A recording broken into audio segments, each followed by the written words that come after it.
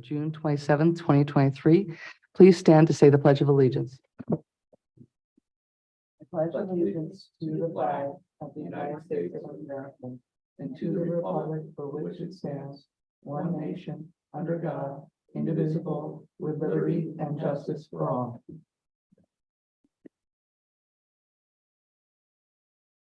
Our first item, I don't know if we've had a chance, the approval of the minutes, I think we're going to skip this week and we're going to review those next week. Yes, there are two sets of minutes that were still being edited. I did not feel it appropriate to spring those on the board, so we'll present those at the next meeting. Great.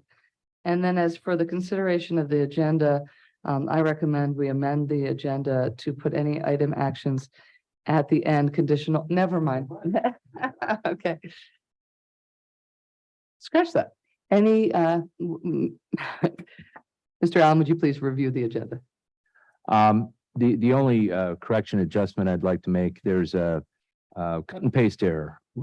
Item 9 should not be on that. That's a reference to this second meeting, voter registration commission. All right, so then with that, we've removed, Mr. McLean, the approval of the minutes. We're going to be reviewing the minutes at the next meeting. And we've reviewed the voter registration commission. That was just cut and paste because we have a separate meeting for that board. And so there, with that, do we any motion to approve the minutes as amended? So moved. I'll second since Mr. All in favor say aye. Aye. None opposed. That motion passes. All right. Mr. Allen, just for the purpose of public comment being the next item on the agenda, can you please, with Mr. McLean's presence, describe the action items, go through the action items that we'll be voting on today so that the public may comment on those as they feel fit or comment on any other item that they would like to.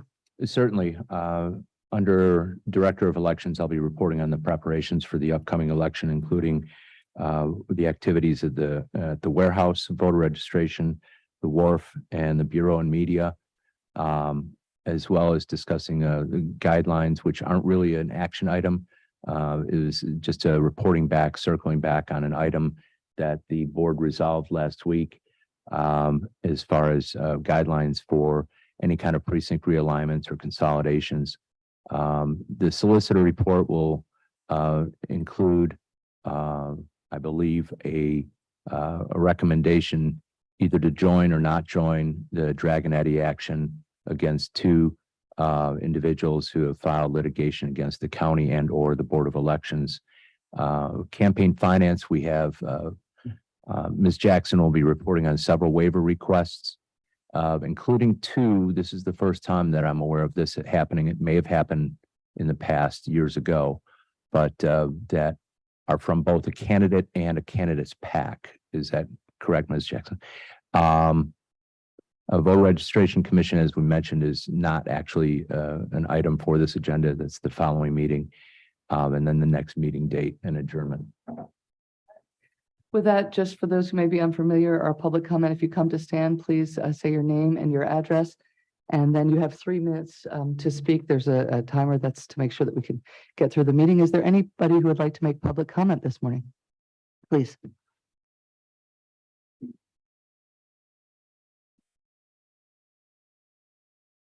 Good morning, Paul Rumley, Springfield, Pennsylvania. Ms. Lunkenheimer, Mr. McLean, Mr. Alberts, good morning. Good morning. At the last meeting, I made comments about my experience as a authorized representative and observer at the wharf the night of the election. And I had referenced the fact that at 8:05 or so, we saw come up on the board the tally for the mail-in ballots that had been received thus far is 24,000 and change. And I conferred with one of my colleagues there about that because he had been there early in the morning and was doing his best to count the ballots that he estimated were coming in. And he estimated that it was probably in the neighborhood of 7,500, maybe 10,000 maximum. So we decided, well, one of the ways to resolve this would be to be able to see the envelopes that the ballots had been delivered in. we knew where they were storing them. They were in the far back right-hand corner of the room. And so we made a simple request to Mr. Allen to see the envelopes, and we were denied. And and part of my problem with our last meeting is that Mr. McBlain, I think, mischaracterized my request. And, you know, after I sat down, he said, well, we can't really have people, you know, handling ballots and, you know, disrupting the process and that kind of thing. All we wanted to do was to go back to the back of the room where we knew that these envelopes were being stored and count the ballots. We could have done it in about 10 minutes. We can estimate, you know, the number of ballots per container and count the containers. It would have taken us 10 minutes. And we were denied that request by Mr. Allen. So, I mean, for somebody that seems interested in election integrity and, you know, being open and upfront about how the process happens, a simple request like that, if I were him, I would have said, sure, come on back. Come on back and look at the envelopes. But we were not allowed to do that. And as an observer, how am I supposed to go back and advise my candidate that, you know, I did a good job of observing the election tally when they won't let us see anything? They keep us in a pen at the entrance to the counting room. It's completely, and they don't let us see anything. We're not allowed to observe anything. So I just wanted to object to that in Mr. McBlain's characterization of my comments. We didn't want to touch anything. All we wanted to do was go and look. It would have taken us 10 minutes, and we weren't allowed to do that.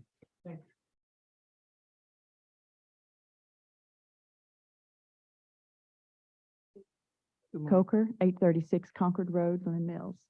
I have an ongoing concern about the lack of a return board report, which my understanding and reading of the state law is that it is required.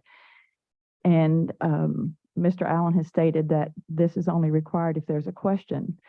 Nevertheless, the state law requires that it be signed, and it's hard, as I've pointed out before, to sign an oral report.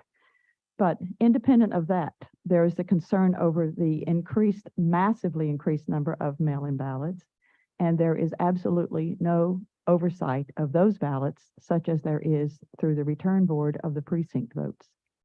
That is a major glitch, and in the interest of election integrity, that is something that ought to be accommodated in some way with observers and watchers on election day and in the tallying down at the wharf. It's unimaginable that anyone would think that it's okay that we have this oversight of the precinct vote very carefully examined and so forth, but there's absolutely nothing to compare with the massive number of mail-in ballots. I appreciate your going through the agenda prior to the meeting, because that was one of my questions. How do we know what is on the table without it? The consolidation of precincts, I would grant that there may be some instances where the population has shifted and participation has changed. However, historically, election day has been a day when the people of a community met one another. I mean, there have been times when it was like a community homecoming or a community picnic, and people were hanging out and visiting with folks that they didn't see often during the year at election day. And to both the drive to mail-in ballots and the drive to change things on election day seems to me to further this move to just separate Americans from one another, whether it's through the quote social distancing during the recent months, or even the mail-in ballots is another means by which Americans are kept out of touch with one another. On those grounds, I hope you will consider your changes. Thank you.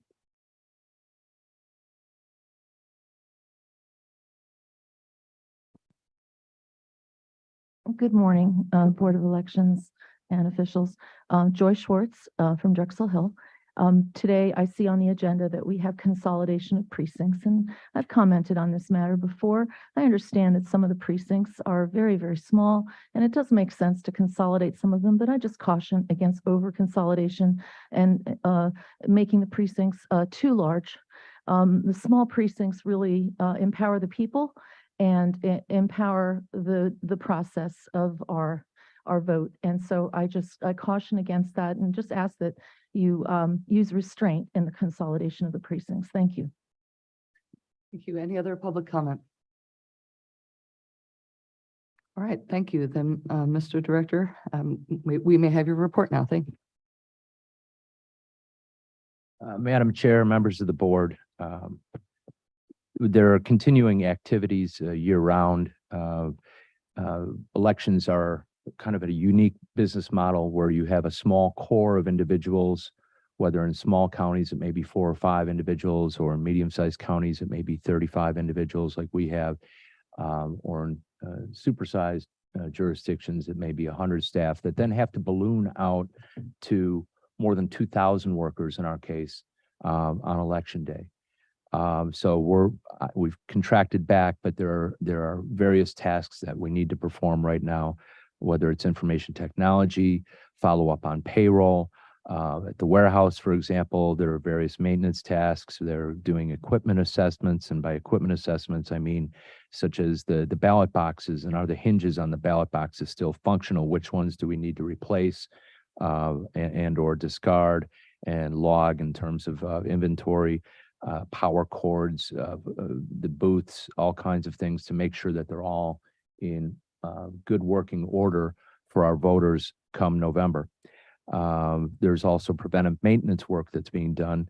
So for the last week and a half, we've been replacing the batteries for the first time on all of the hard equipment. They're rechargeable batteries, but they do have a lifespan. We bought this equipment at the beginning of 2019, and 4 years to 5 years is the recommended long end of the lifespan.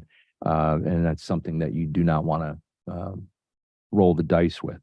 Voter registration, we'll cover that later in the Voter Registration Commission, but largely their operations have involved not only capturing all the voter history from the recent primary, which requires currently scanning a little barcode on each voter name where there's a signature in the paper poll book, but then also checking to make sure those numbers make sense, perhaps even examining the numbered list of voters, or in the case of the precincts that we had electronic poll books, gathering those data. But we'll discuss more at the follow-up meeting to this about their work on list maintenance, which is really important during this downtime to get notices, to be able to send notices to voters who it appears have moved or it appears have registered in a different jurisdiction. And Crystal Winterbottom, our manager of voter registration, will be up later to report on that.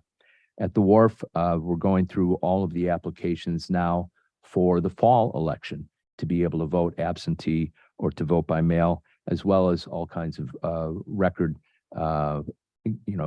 storage from the recent primary election. And then at the Bureau and Media, there's still various activities, as you hear from Ms. Jackson.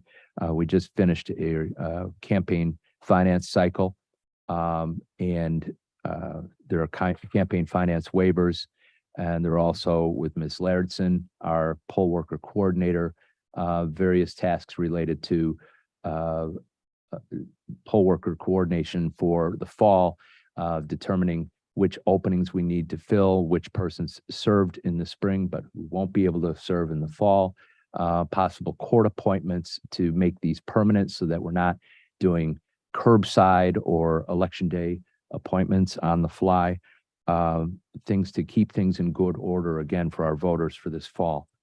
And beyond that, we've also put in our capital requests with the county. Those include a lot of items that relate to the warehouse, including some roof work that needs to be done. It's important that we not have any kind of water damage to any of our precious voting equipment, as well as We have a decades-old lift, and we're putting in for the installation of an elevator in that building because the lift is not reliable, and we usually have to have an emergency cable replacement oftentimes during our peak period when we're moving out our equipment or when we're moving the equipment back in. Either way, you cannot store all of the equipment that Delaware County needs on the ground floor. So it's vital that we have that lift operational at all times. We're also replacing an older forklift at the site. And additionally, we've put in a request for relative to the resolution that was passed at the last meeting for the acquisition of electronic poll books for a third of the county for the fall, 2/3 of the county by next spring, and then the full county. We think that's a good phase-in plan, and that was what I discussed with the board at the last meeting. And with that, I'll take any questions that you have. Any questions, Mr. McLean? Mr. Alberts? No, I have none as well. Are we now going to turn though to your recommendations, or I guess it's not an action item as you noted, but just thoughts as we develop further into the precinct realignment and consolidation process?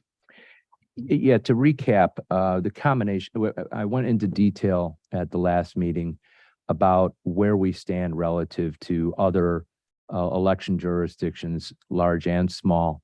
There are some exceptions to the rule in some of the rural areas where you cannot combine two precincts because doing so would be combining two precincts outside of the same municipality. But we have, as I noted last month, a number of precincts in jurisdictions of all kinds where at one point, perhaps it made sense to have only 200, 300 voters in a precinct, or where the demographics have changed and now you have 200, 300, 400, 500. And it really makes sense for the sake of good order to combine precincts so that you're closer to 1,000 to 1,200 voters voting out of that. It makes sense from a voter registration management perspective, from operations at the wharf perspective, in terms of, and especially in terms of programming equipment, testing equipment, setting up equipment, cartage, getting the materials back, having fewer possibilities for errors in terms of return of the election materials on election night. And even bigger than that, the simple recruitment and assignment and training of poll workers. We have areas where there's simply, we got by in this recent primary, for example, where there might have been only 3 poll workers because it was a low turnout election. We can't do that going into a presidential election. And it makes more sense to take 2 precincts, especially when they're already voting in the same firehouse or the same school across the room from each other, to combine those for the sake of good administrative order. I used the example last month of Montgomery County, which has 600,000 voters, 1.5 times our 400,000 voters. They have fewer precincts than Delaware County. Again, 1.5 times the number of voters. They have 426 precincts. We have 428. That number is a vestige of the past, and it needs to be addressed for the sake of good order for our voters. There's obviously notifications that will have to go out. We're at the stage now where I've identified roughly 70 to 80 potential pairs that could be combined. I'm not ready to go into those right now because we need to double check to make sure they meet the criteria I'll go through in a second. And we're then also at the stage where we need from the solicitors the final recommendation as far as the proper processing of applications to court, notifications to the public. I also want to do outreach with all of the communities that would be affected to make sure that they're concerns are addressed. But the goals, the guidelines that I'd like to follow for the combinations is that obviously they must be they must be adjacent and in the same municipality. When possible, make use of precincts that are already voting in the same location. So if they're voting at the same church, school, firehouse, what have you, it makes sense to do that. And then lastly, avoiding creating any kind of splits. And a split is where by combining two precincts, you would be having two ballot styles, depending on where the voters lived, to accomplish, to make sure that you're enfranchising the voters with the right school district region or state house district or state senate district or MDJ, magisterial district judge. So that is And then, where Mr. we Allen, are I right guess when we had talked about concerns about equity and community, community was raised here. And, I assume that the complementary piece to that is what you're talking about is sort of the process, the law, the math, making sure it's even, it's right under the law. But it sounds like you plan to do the outreaches to the communities to be able to take the feedback on those additional factors that are perhaps more intangible, but important to all of us. Yes, and we still will have precincts that are perhaps a smaller size of 600, but perhaps that's because they're in a community that has 4 precincts and each of the other precincts has 800 or 900 voters. So combining that smaller precinct with any one of the other 3 won't fit within these guidelines. Any thought towards, in a situation like that, taking one of the larger precincts, one or more of them, and carving off, changing the boundaries of them and creating a new precinct out of? We would still Have end up several? in that situation with 4. That's a good question. Any questions, Mr. McBlain? No, although I know you're still working on it, but I would just ask perhaps as early as you develop them, at least circulate to the board, some of the parameters that you're looking at, is what's the cutoff in terms of, looking at, is it anything below 500? I'd be just interested in knowing, as far in advance as possible, sort of what the thinking is, rather than just getting presented a list at some point and having issues. Right. Right now I have a list of potentials, pairs that hypothetically could be considered. We need to go through to make sure that I haven't created any splits. We have to make sure we wouldn't be. And in terms of meeting with the community, I want to make sure that there's no large physical barrier between 2 neighboring precincts that hasn't been considered. For example, if there are 2 precincts on either side of I-95, it may not make sense to combine those 2, even though on the map they look fine. But there's no simple mathematical guideline. For example, if I have 2 neighboring precincts, one with 900, the other with 250, it makes sense to combine those, especially if they're already voting at the same location. So it's not, we're looking for 2 in the range of 500 each that we're going to combine every time. It's not a one size fits all. But I will gladly share with those once. Once they run through that math, I think that would be a good early start so that anybody who on the board who has some thoughts about it can provide that feedback early on before it begins to present into a solid list. That'd be great. Thank you, Is Mr. it fair to say generally that, based on your comment just there, the ideal is around 1,000 with tolerance one way or the other? Is that what you're saying, or? The ideal, there are jurisdictions across the Commonwealth who go far beyond the 1,200 max. There are jurisdictions who also have well below the minimum in certain precincts. I'd like to make sure that we get as many combined that are in that 1,000 to 1,200 range as possible, to avoid having what I call micro precincts, where if you can find enough poll workers, they're sitting around all day because there aren't that many voters there. If you have 200 voters and there's a 50% turnout rate, And a quarter of those voted by mail. You're talking about 75 voters spread across 13 hours. It's kind of it's an excessive administrative burden to try to set that up for what amounts to, 5 or 6 voters every hour. I don't think he's going to agree with the word ideal one way or the other.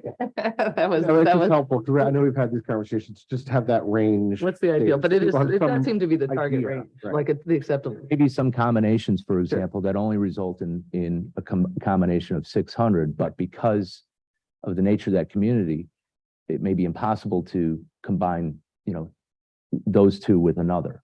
So we're not driving towards that number, but that's around the right number if we're going to consolidate. You don't want to go above that. How about we say that? You don't really want to. Yeah, I wouldn't say it's the ideal. I would say the sweet spot where these combinations would occur would be 1,000 to 1,200. But you couldn't get that, say, in Rutledge or Milborne. Rutledge, Rose Valley, yeah, it's not going to happen. They certainly deserve at least one precinct off them. The best one is Milborne. Thank you. Any other questions? All right, thank you, Mr. Allen. And then with that, may we have the solicitor report?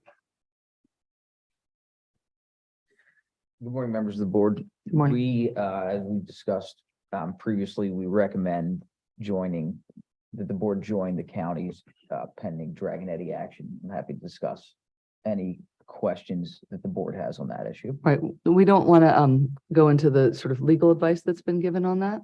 But I think we need to frame out the topic enough for Mr. McLean. I don't know if you want to do that or if you would like our solicitor to do that, because I understand that you were a party in the original action that underlies, it's sort of at the foundation of where we end up today on this question. So I do want to make sure that's clear enough. Yeah, I guess I'll comment, Madam Chair. As I understand it, and speaking from the solicitor, the county has formulated a legal action against certain individuals who attempted to intervene in a matter that I filed on behalf of the Delaware County Republican Executive Committee the day after the 2020 election.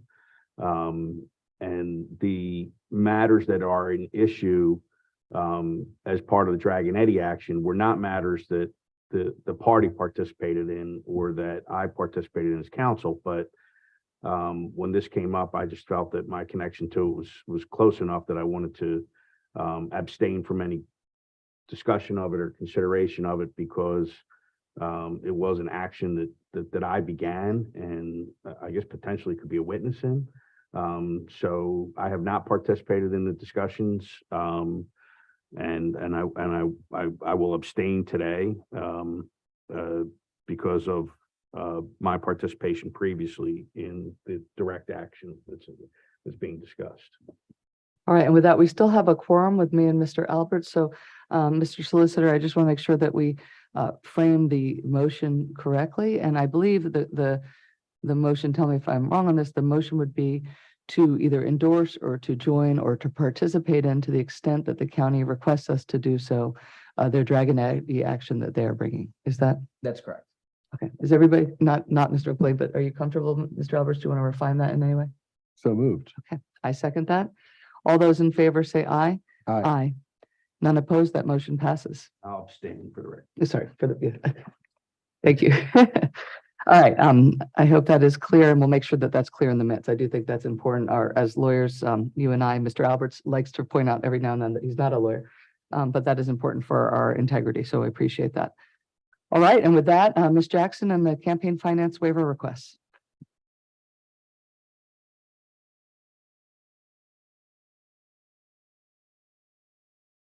Morning. Good morning. So campaign finance, we've received 11 waiver requests for cycle 2. And I believe you all have copies or received copies. This is prior to this meeting today. Yes, Okay. All right. So I'm going to read the names of the Thank you. waiver requests. We have Friends of Paul K. Johnson, who is it's the committee of Paul K. Johnson, and then we actually have Paul K. Johnson as candidate. So there are 2 separate requests for him. There is Chaz Willis. We have Andrew Sharp, James Coates, John Larkin, Mulrooney,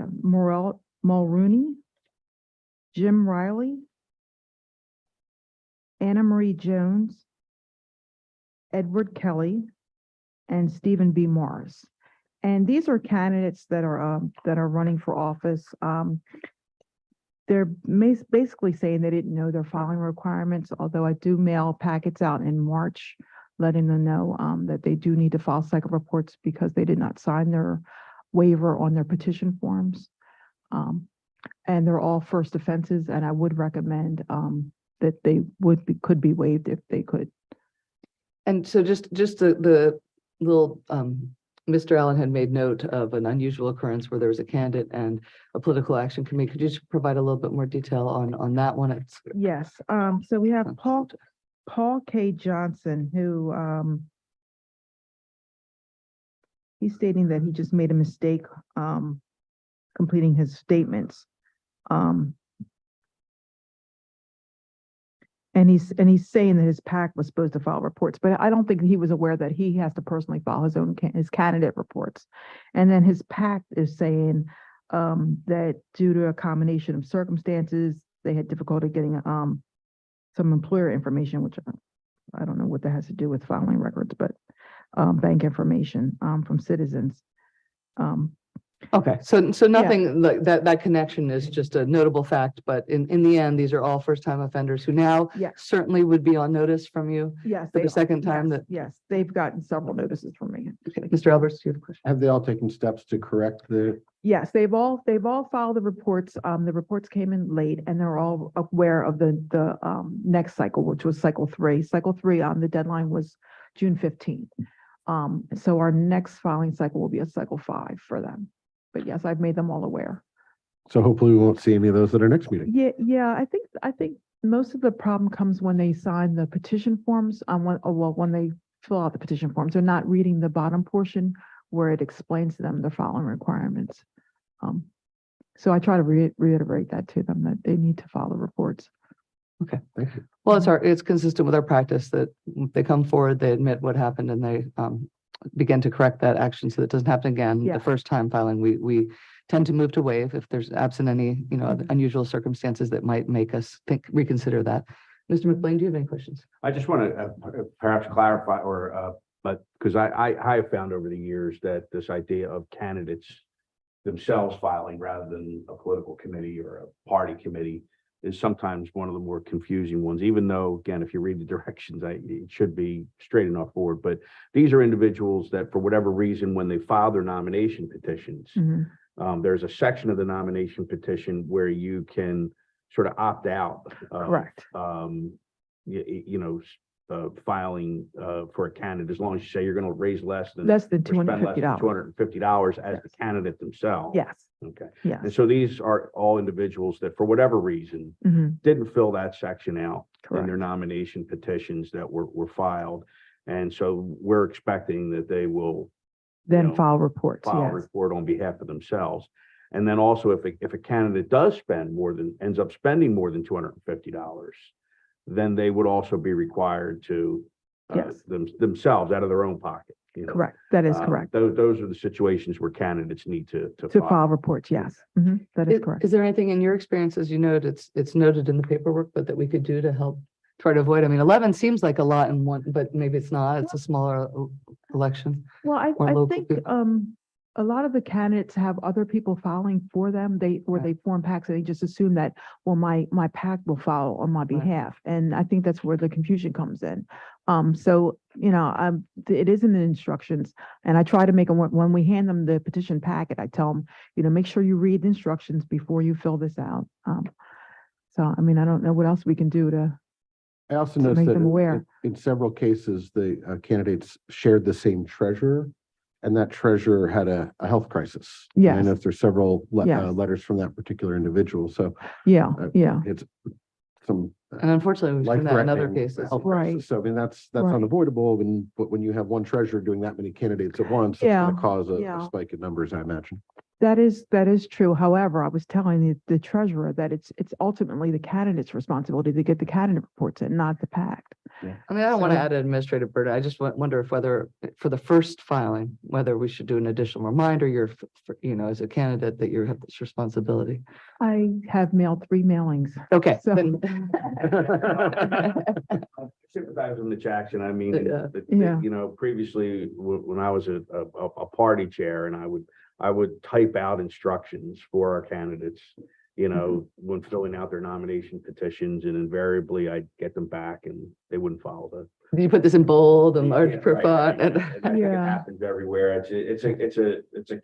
understand though, it's a Mhm. confusing time. You only have a Right. period of a few weeks and there's a lot going on. And so sometimes it's just, especially in, I want to say smaller municipalities, just because that's that's what right. I'm. That's why I think we have 11 though. Yeah, so it's, I don't, to answer your question, Madam Chair, I don't think you could change the directions at all. I think the directions are clear enough and understandable. I think it's just, like many in America, we don't read directions.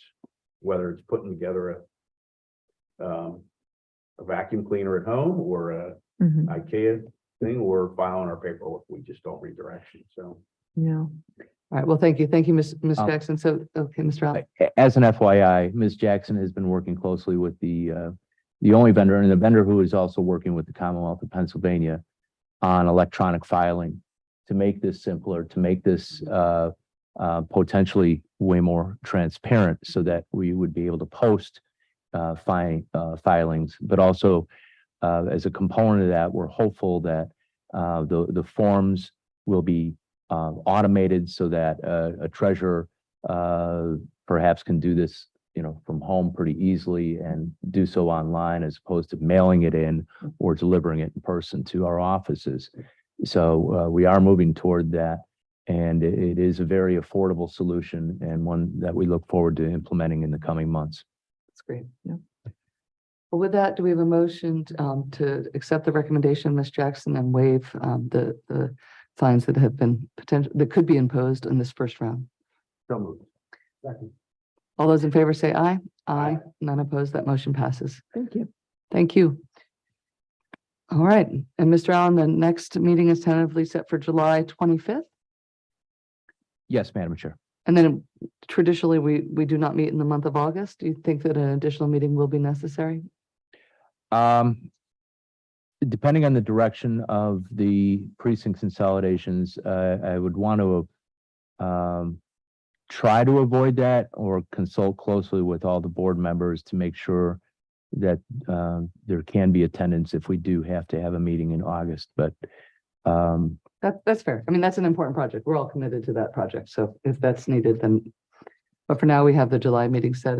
Are there any issues known at this point in time with that meeting? The only question I would have, I know there were a couple of redistricting petitions or towns were out there. I mean, are we? I know Radnor had submitted it, I think. In Upper Providence. And Upper, and I know there's litigation in Upper Providence, but with the Radnor one, is that moving along, or where do we think we will? Radnor is, I'm glad you brought that up because I didn't cover it in my remarks. Radnor is one of the low-hanging fruit items where we have a teeny tiny precinct right now that we're finally going to be able to consolidate. So Radnor's consolidation plan came to us, I want to say in late December, early January, which seems like it would be enough time to implement, but we were already heading into the petition circulation period, and we couldn't, redistrict the precincts at that point. So we advised Radnor Township that we were going to have to put that on hold until after the May primary.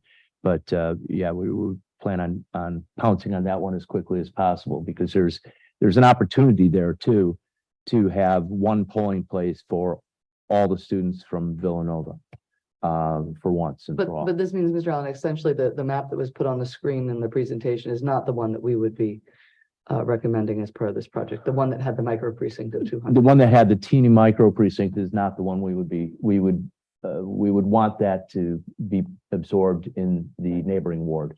Okay, so that will be part of the recommendation is how that will be absorbed. Yes. Thank you. All right, anything else? Mr. Solicitor, Mr. Allen? No? All right.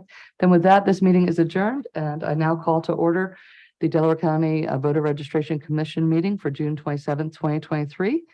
And with that, we do have an action item. Mr. Allen, Ms. Winterbottom, I know will present, but would you present the action item before we start public comment? Sure. In recent months, there have been what election administrators across the country think is a unfortunate chain of events where a very vital, important system that is managed entirely by government agencies, by the participants. It's in red states and it's in blue states. And it's the Electronic Registration Information Center. And there's been this movement to, by some rather significant jurisdictions, to detach themselves from the Electronic Registration Information Center, or ERIC. And what ERIC does is it combines data, voter registration data from the various participant states, of which there are more than 20. And it looks for situation, as well as not only voter registration data, but also DMV data, PennDOT data, or Department of Transportation or Secretary of State data from driver's licenses and state IDs and other jurisdictions, as well as Social Security Administration data. And it helps us in the Commonwealth scrub over the last several years, 800,000 plus, as I understand it, outdated registrations, or correct them and notify the voters that it appears you have moved. Or in other cases where the Social Security Administration has determined that the person is deceased, it allows us to get rid of records of deceased voters. It helps us identify people who have moved within Delaware County from one location to another. It also taps into the National Change of Address database from the Postal Service. And most importantly, it does this in a way so that we're accessing only voter data of Delaware County voters. So the unfortunate thing is that there seems to be this perception that there's the potential for data exposure, when in fact this was created specifically to prevent data exposure that had occurred previously under very loose and arguably slipshod systems, where people in different election jurisdictions were sending via email spreadsheets with people's dates of birth, social security numbers, or driver's license or ID numbers, everything but the mother's maiden name. And this replaced that with a system where through, in our case, the Department of State provides us with a list of here are the records that you need to review under these different scenarios. So we're looking only at Delaware County voter records, and then the voter registration staff performs the required mailings, and it's all in the effort to eliminate outdated records and update outdated records, as the case may be, for the sake of making sure that we don't have excess on our voter rolls. It has worked phenomenally well. It's easily one of the best anti-fraud tools that we have in the toolbox. And I'm not sure where the movement is coming from in terms of why there's a desire to depart from ERIC. But I will say when there are states that are, my generation, I'm at the younger end of it, fortunately, of the baby boom generation, they're retiring. They're going to live in other places. And this prevents accidental, double registrations in multiple jurisdictions. This prevents, if the person goes to retire in another jurisdiction and passes away, that their outdated registration stays on the rolls where that local coroner or medical examiner is not going to scan the countryside looking for where this person might be registered to vote. This is one of the examples of government agencies coming together cooperatively and having a solution that actually works. And the proof is if we don't want counties that have more than 100% voting age population or VAPs registered on the rolls, then we do want ERIC. So there's a resolution I've asked the board to consider to continue endorsing ERIC, because there are even members of the legislature now who are trying to suggest that Pennsylvania depart from the system, which I would think is heading into a presidential election. I think it would be that would be an avenue for fraud, departing ERIC. And even though there's talk of, well, maybe we should replace it with something different. Well, I think that replacement should be built before we throw the baby out with the bathwater. I'm struggling to comprehend. I get petitions on a regular basis demanding that we cease and desist.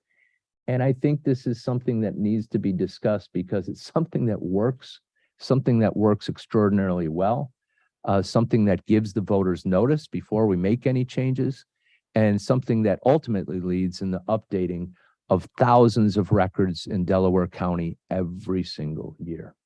So with that, the action is to vote on that proposed resolution to the Department of State, and it's to the Department of State for, as you said, this would be at the statewide level to have the state continue to participate, correct? that is correct. And then the second item is the annual projects about voter list maintenance. So with that, I will take any public comment. Is there any public comment? Ms. Schwartz.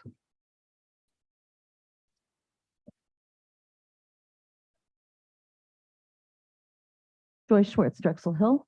I'm very glad that Mr. Allen brought up ERIC. You said, Mr. Allen, that it works phenomenally well, extraordinarily well. And I would agree, it works very, very well for one party. It works very, very well for Democrats. ERIC is not a government agency. ERIC is a nonprofit that works with government agencies. It was started actually as a nonprofit with funding from a certain billionaire. I've brought up this ERIC situation, the ERIC system, in many meetings starting last summer, both here in the Board of Elections meetings and also in front of County Council. And some of the problems with ERIC are that the states that have embraced this system tend to have very inflated voter rolls, such as Colorado, where 109% of voters vote. Okay. ERIC also seems to have an endless supply of what we call ghost voters in some states. ERIC supposed to monitor voting history and patterns, but that actually is an opportunity for fraud, because if you can monitor voter history and patterns, you can actually predict how people might vote, and that could give perhaps opportunity to inflate votes or to come up with votes that could overcome a certain result on the part of certain voting jurisdictions. ERIC also searches for eligible voters who are not registered, provides a list to the state, and then sends them an invitation to register. However, those invitations are usually sent only from one party and not from both. In other words, they're given, a lot of times in these states, voters are given opportunities to register or as Democrats, but not as Republicans. ERIC disadvantages Republicans. In most states that have embraced this program, it's almost impossible for Republicans to win. In the last year or so, I believe it's about 9 states that have left the ERIC system. So I would caution, I actually would be very glad to supply, as I have before, I've given folks a lot of information on ERIC, but I do not think, Mr. Allen, that you have all of the information on this system, and I'll be glad to send some to you. And I would ask that you would just consider it and think about some of the downsides of ERIC. Thank you.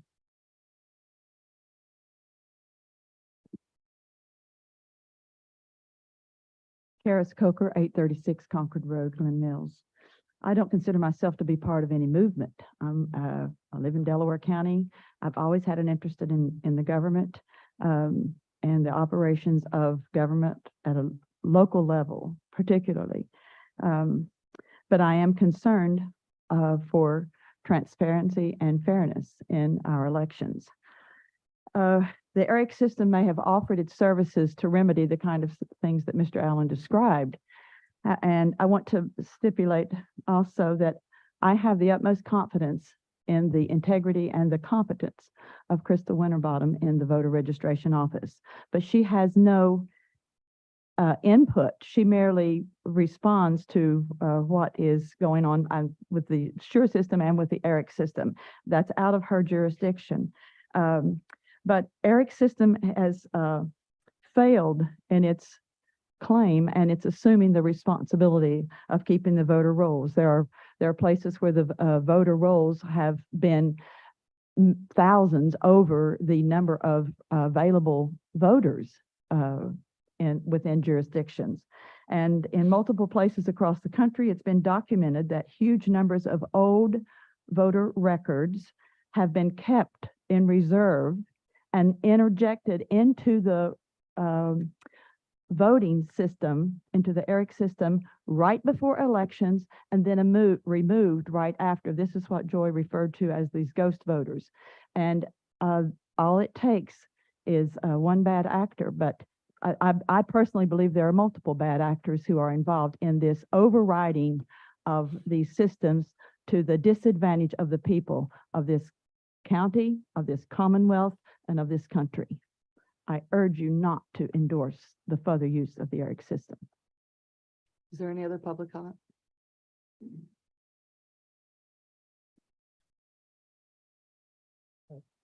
Paul Rumley again, Springfield, Pennsylvania.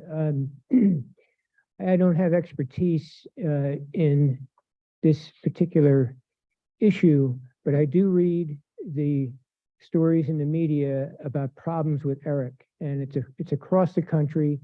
There are numerous states that have gotten rid of the system, and for Mr. Allen to sit here this morning and say that he has no idea why they would be doing that. Mr. Allen, you need to do your job. If you want to be credible, find out why they're doing this, why they're getting rid of ERIC. Sir, please address your comments to us. We're the board. We're taking the comment. Thank you. I'm sorry. Mr. Allen should do his homework and present the facts instead of this, I have no idea why. Go and find out why. And come in and we're happy to hear your case, but let's hear the other side as well. You're an expert in this. This is how you make your living. Do your job. Thank you. Any other public comment, please?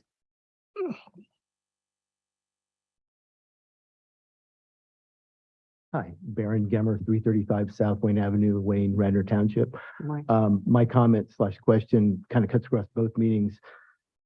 With the voter list maintenance that's going to be performed, as well as the reapportionment, as well as precinct consolidation or considerations. And I'll just keep it to Radnor to make it simple.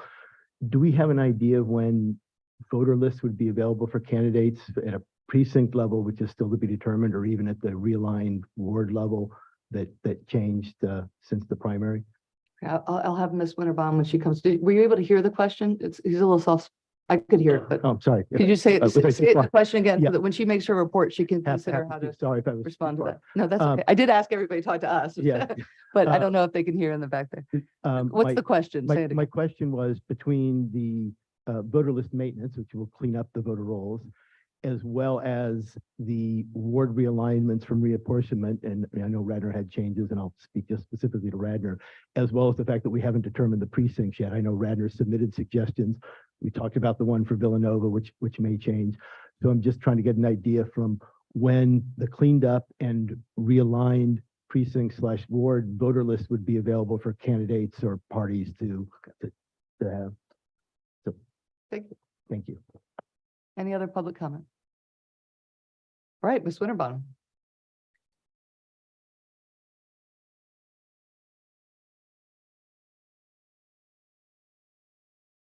Good morning. Good morning. To answer your question, so you can request lists from our office now all the way up to election.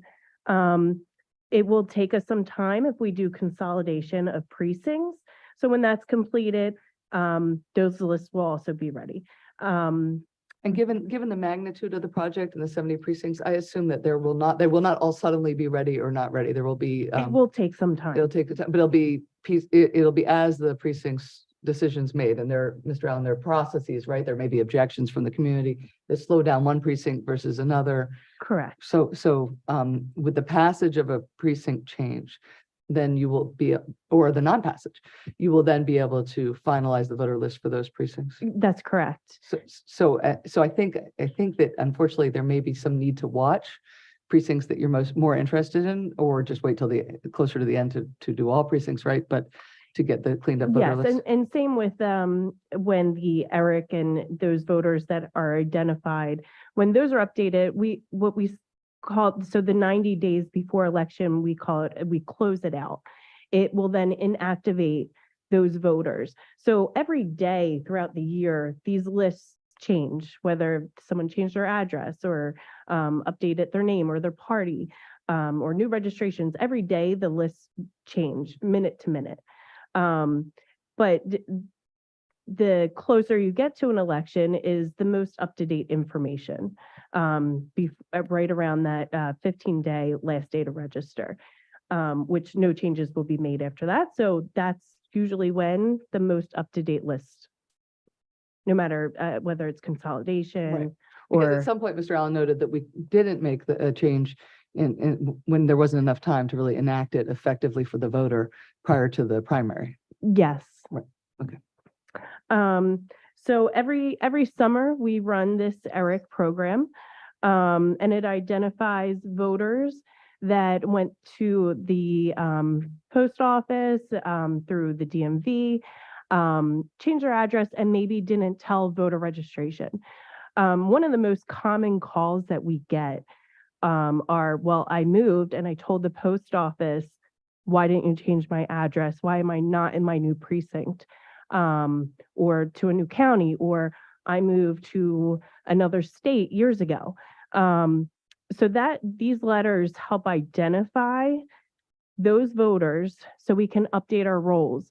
If that voter didn't get back to us and one of these letters were sent to them, that clock for that inactive status starts for the 2 federal elections, which would then send out that 5-year notice that we do every year.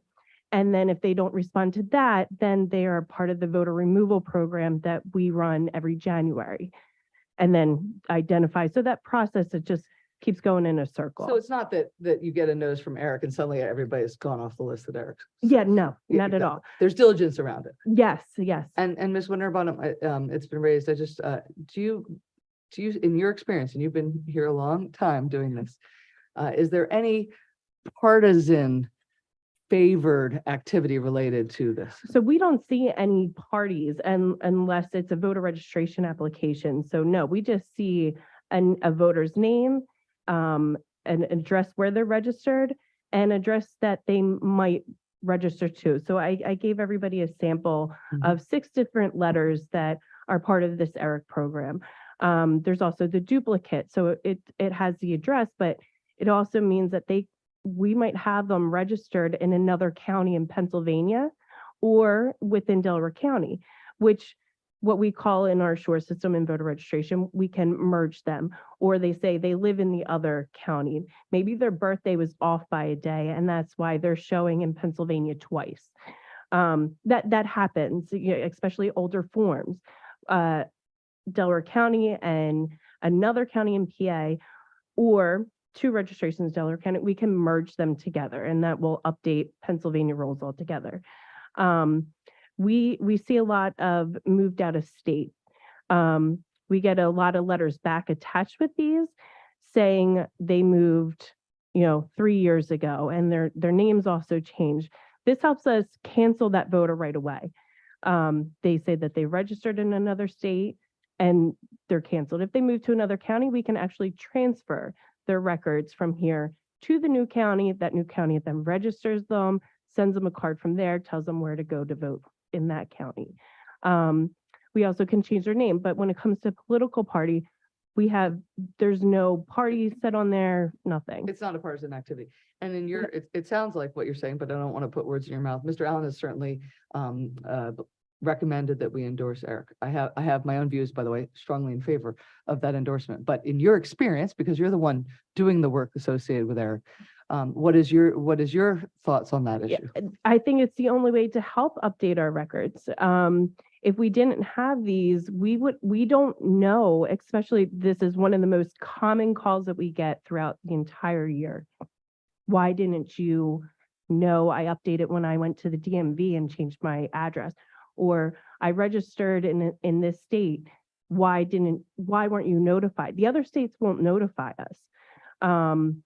There's a couple, such as New Jersey and Delaware, that could send us saying, hey, this person might be registered in your county.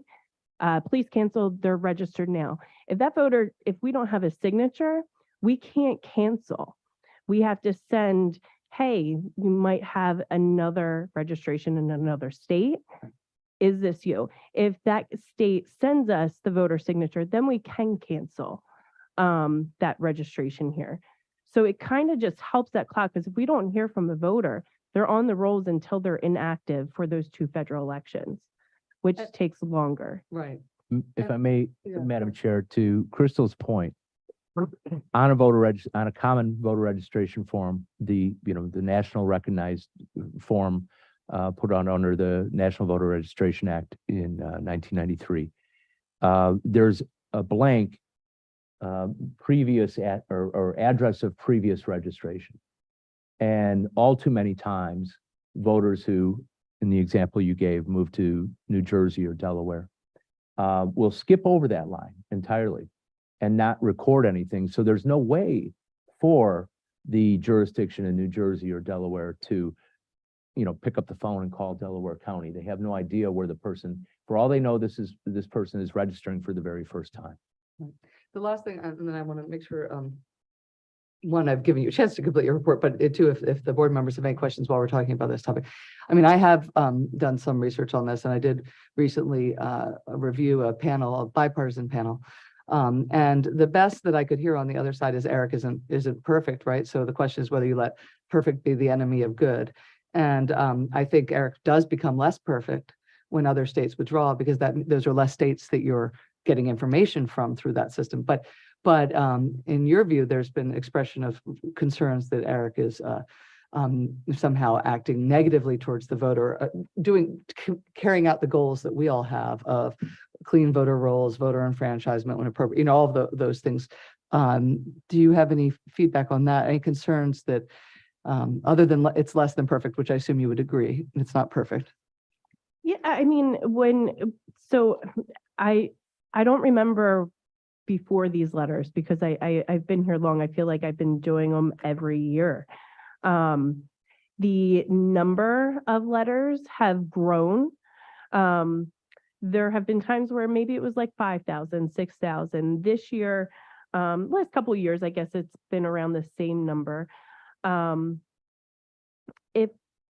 just don't see if we didn't have these Eric letters go out, and not that every person gets in touch with us. A lot are undeliverable, or if we didn't have these letters, there would be so many more inactive voters in those poll books going out to the precincts on election day that are eligible voters if they're inactive. They're in the poll book.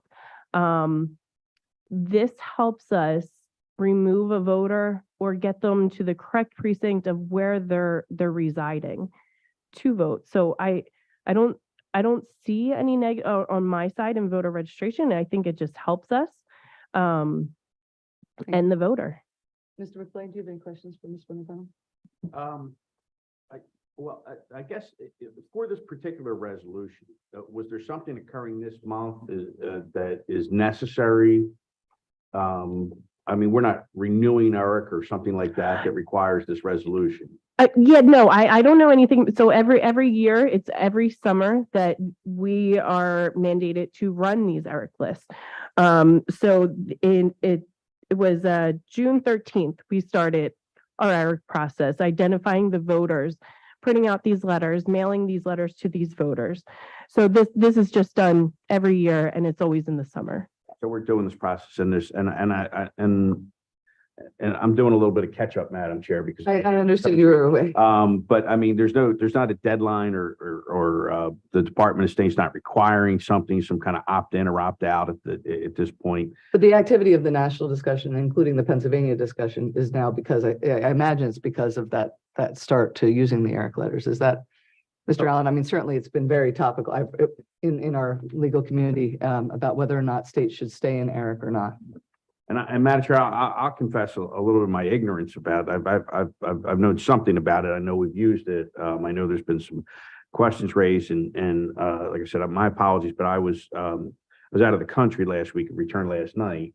And I saw there was this proposed resolution, but I was not in a position to sort of really take a look and do my homework on it.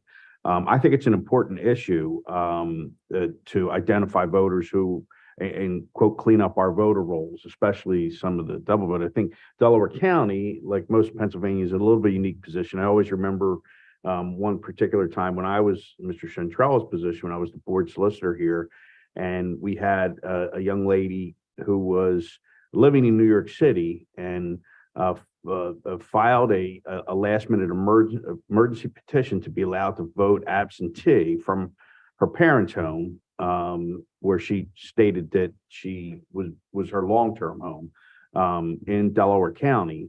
And it was during a hotly contested presidential election. And it went to a judge, and the judge ultimately allowed her to do that. And then just for kind of grins and giggles, our voter registration, not Ms. Winterbottom, but the previous, actually called that county, and that individual was also registered in New York City and had voted. So there was somebody that, an instance where, I think because we're a swing state in some elections, people, especially in places like a New York City where there's not, their vote, people perceive that their vote doesn't affect the outcome, and they perceive that perhaps their vote will affect the outcome in Pennsylvania. You get situations like that, although I don't think that's widespread or anything, but I guess what you would like more time? Yeah. I mean, what I would ask is, I'd make a motion to table the resolution to, like I said, that was when I kind of got up real early this morning and was sipping my coffee and looking through the emails that came in from Mr. Allen. That was my thought was to ask the board's indulgence to table this matter until the July, if we're going to meet in July, as long as there was no deadline or some tripwire that. If there are no was concerns necessary. about that, Mr. Allen, are there? No, there's not a concern about that. And I was not trying to, spring this on you while you were out of the country, That was just to be my clear. issue of being out of the country. No. Frankly, the whole purpose of a bipartisan board acting in nonpartisan capacity, I would like your thorough review of it. So if there's time for that, I But think that makes sense. I would like to, respond to why I was wanting to do this in tandem with a report by Ms. Winterbottom on the activities that are going on, is that there are a number of form emails that we receive, and there are discussions in other states, our neighbors in Ohio, for example, who dropped out. And I would love to see the rationale that they gave, because only months ago, the Ohio Secretary of State said, there's every reason to stay in ERIC. I believe we should stay in ERIC. It's absolutely a positive in terms of voter roll maintenance, and ran on that. And then shortly after, the legislature upended the T cart. And he was an election professional of many years. And so I'm waiting to hear this evidence of how it tilts one way or the other. I would remind the public and the board that this is a coalition of ruby red states that are still ruby red, and purple states that are still purple, and blue states that are still blue. And I, I'm not aware that of any situation where ERIC has, changed the composition of a state. In fact, most of our registration activity happens organically at DMVs as people are getting their driver's license, or close to a presidential election, they register. So this is all about scrubbing the rolls. Now, if there's an issue that someone has with the ERIC mailings that happen, I think they ought to bring that out. And the mailings that where the ERIC system recommends voters or potential voters be reached, then that's a discussion worth having. And I think that's that's at the core of why. Now, this board has heard me complain forcefully and loudly, as well as my previous board heard me complain loudly and forcefully against irresponsible mailings done by, for example, the Voter Participation Center, where they send it based on magazine subscriptions, and sometimes people's dogs get invitations. That's not what's happening with ERIC. So I appreciate the concern over mass mailings that would send, for example, a mailing to perhaps Crystal using her middle name, simply because she used her middle name on a magazine subscription, and ones that are based in hard, cold data of DMVs records, Social Security Administration records, U.S. National Change of Address records. I mean, those are documents that people presented themselves either to the DMV or to the Social Security Administration, or in the case of moving to the Postal Service. So I understand some of the concerns, but I also understand that there are people who are twisting themselves into pretzels, trying to come up with reasons to get rid of this. And I think it's important that a jurisdiction our size, who benefits so much from the removal of outdated records, continues to benefit from the removal of outdated records. I do not want to go into a presidential election with any extra voters on the rolls any more than we might already have. Similarly, this board knows I have a strong feeling, a desire to go above and beyond what ERIC provides. I've talked openly about the need for an annual, and if not annual, biennial mail canvas to all 409,000 voters, because you get items back undeliverable, and they're more actionable. You get more actionable items than you even do through ERIC, because the carrier routes, the carriers on the routes often observe this house is now empty, it's abandoned, and that may not be picked up. So this is the tool that we have in the toolbox right now, and I think it's not perfect, but it's really, really productive. So that's where I was going with wanting to pass this resolution. It's being discussed right now in the legislature. If the board wants to postpone it, so be it. I'm willing to do that. I do think your review is important. You add a different perspective to the board. If, Mr. Alberts, do you have any comments or? No, I think it's important for Mr. McLean to get up to speed with this and for us all to be on the same page. I think that's, I agree with that. I do think, I have been following this story as well, and I think that as we're very familiar with, it's mostly the reasons given for leaving the system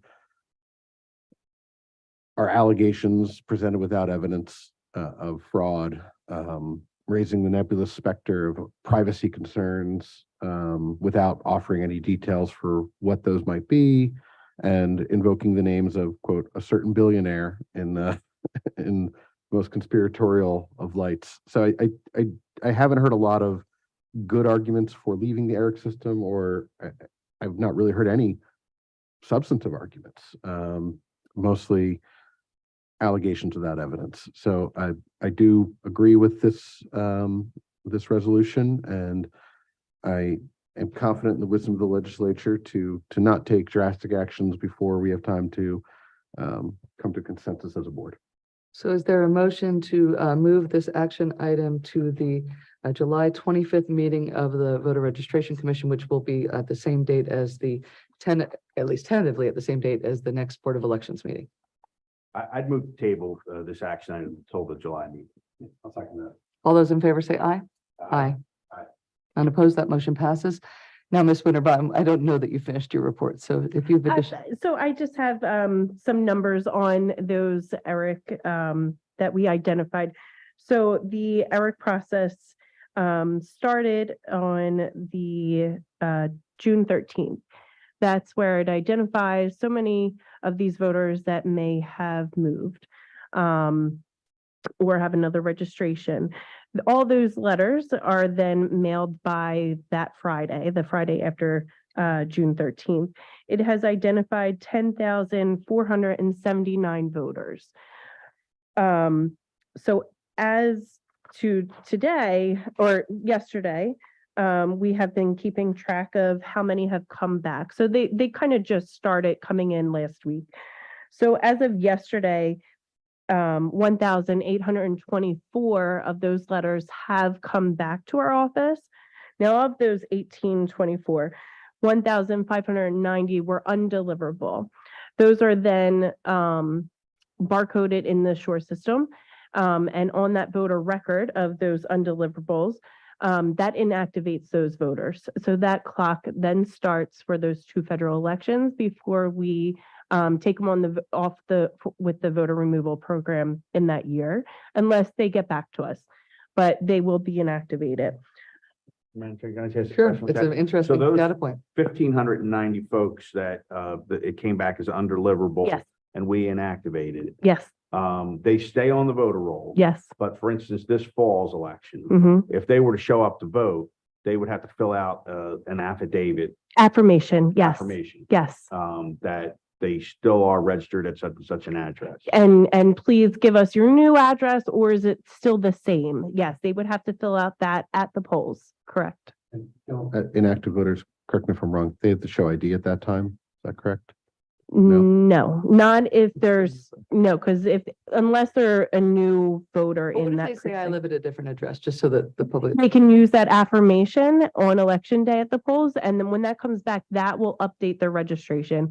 It will then send them a new voter registration card. but what if they're not eligible any longer in that precinct? They wouldn't be in the poll books if they weren't eligible. In that precinct, what if they're in the wrong precinct because of their new address? Then the poll worker should instruct them to go to the correct precinct. They'll call us, we'll tell them where their polling place is, what precinct they are, and instruct them to go to the new one. Or voter provision. If they, Or a provisional if they say that that's where they should be, Right. correct? Yes, so the 1,590, that was undeliverable. Of the 1,824 total that have been received in our office, 5 of them are deceased.